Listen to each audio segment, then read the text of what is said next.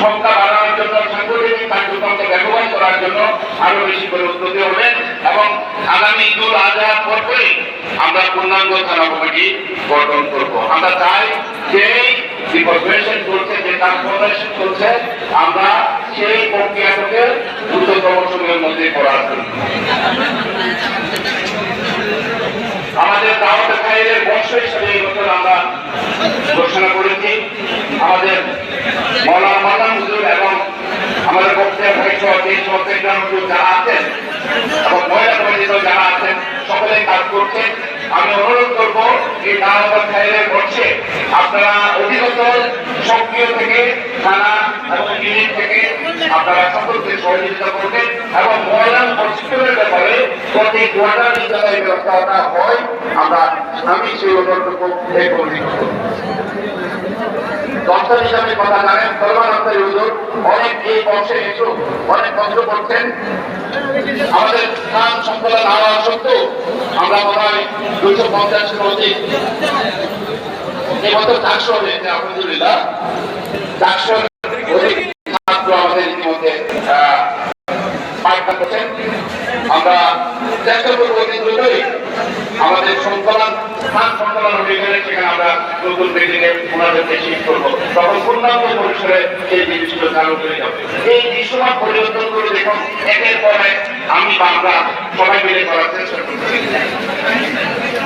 আমাদের ইমাম প্রশিক্ষণ একাডেমিটা আমরা আগামী জুলাই থেকে ইনশাআল্লাহ শুরু করবো। আমাদের একজন স্পন্সর আগে যারা ছিলেন আমাদের সাবেক মেয়র মঞ্জুর আলম সাহেব উনি কথা দিয়েছেন, সেটি উনি বিশ্ববর্ষটা করবেন। আমরা আগামী জুলাই থেকে আমাদের ইমাম প্রশিক্ষণ একাডেমিকে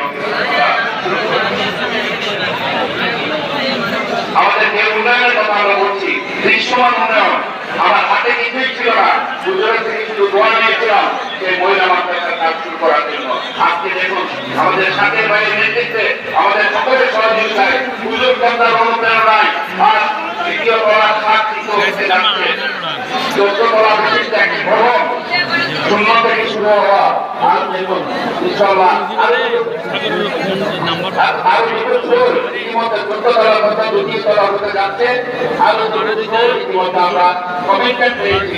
একজন আমাদের সাথে রাজ্য কমিটির সাথে যারা আমার এবং আরেকটি আমাদের এই ব্যাপারের সাথে সম্পৃক্ত ছিল যে পরিবার পরিবারের সদস্য ওনারা 3 তলার কমিটমেন্ট দিয়েছেন করে দেবে করে।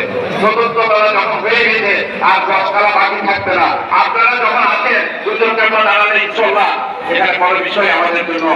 এই প্রথম বাংলাদেশে আমার মনে হয় 14 তলা বিশিষ্ট একটি মাদ্রাসা মহিলা মাদ্রাসা হতে যাচ্ছে। সেখানে আপনাদের জন্য অবশ্যই এটি গর্বের বিষয়, এটি যাতে আমরা লালন করতে পারি। আপনারা যারা এসছেন দূর দূরান্ত থেকে দুনিয়াতে এসছি আমি এলাম দেখলাম জয় করলাম সাথে সাথে ভাবনায় এতটুকু সংযুক্ত করতে পারি যে দিয়েও গেলাম। সেই দিয়ে যাওয়াটা কিন্তু আমাদের মাঠে আমার জন্য উচিলা হয়ে যাবে। সুতরাং আপনারা অন্তত এই মহিলা মাদ্রাসার যে উন্নয়ন সে কর্মকাণ্ডে সম্পৃক্ত হওয়ার চেষ্টা করবেন, যার যার স্বার্থ হবে। আমাদের আঞ্জুমান এডুকেশন বোর্ডের কথা বলে গেলেন, যুবন্তকালে একটি পদক্ষেপ শুধু কেবল নির্দেশনায় আমরা পেয়েছি।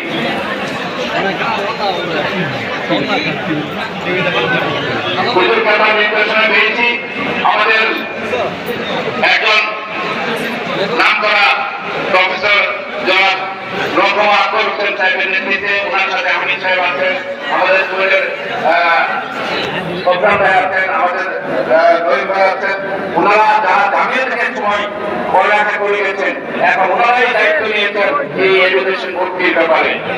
ওনারা যে কাজগুলো করছেন কল্পনার বাইরে, ওনাদেরকে নিয়ে শুধু ধন্যবাদ বা কৃতজ্ঞতা নয়, আপনারা দেখবেন এই আঞ্জুমান এডুকেশন বোর্ডের সাথে যারা সংশ্লিষ্ট আছেন যে 11 জন ব্যক্তিত্ব, এখানে আমার মনে হয় আমাদের আঞ্জুমানের কেউ নয়, সম্পূর্ণভাবে বাইরের যারা আছেন বড় যারা আছেন তাদের নেতৃত্বে আমরা এই এডুকেশন বোর্ড থেকে মাধ্যমে সব শিক্ষা প্রতিষ্ঠানগুলোকে একই ছাতার নিচে আনার চেষ্টা করছি। ইনশাআল্লাহ আমাদের পরিবর্তন হবে গুণগত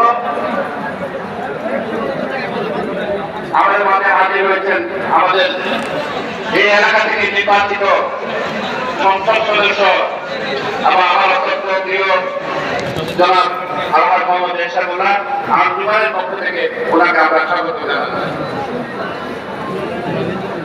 তাই আঞ্জুমান এডুকেশন বোর্ডের নেতৃত্বে যে কাজগুলো হচ্ছে সেখানে যে সমস্ত